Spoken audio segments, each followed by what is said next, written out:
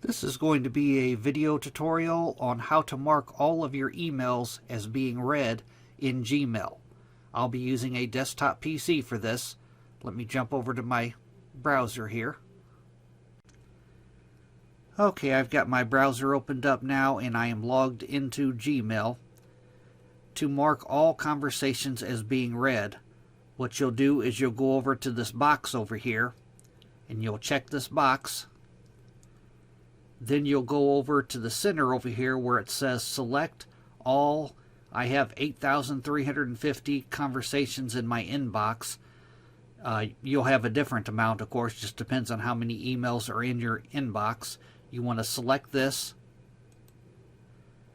and then you want to go over to this icon right here, mark as read.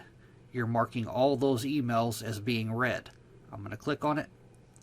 It'll ask confirm bulk action. This action will affect all 8,350 conversations in the inbox. Are you sure you want to continue? I'm going to click on OK. And it may take a while. You see right up here it says loading. It's going through all those emails and marking them all as read.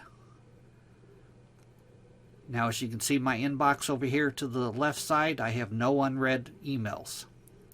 That's how you mark all your Gmails as being read. Thanks for watching.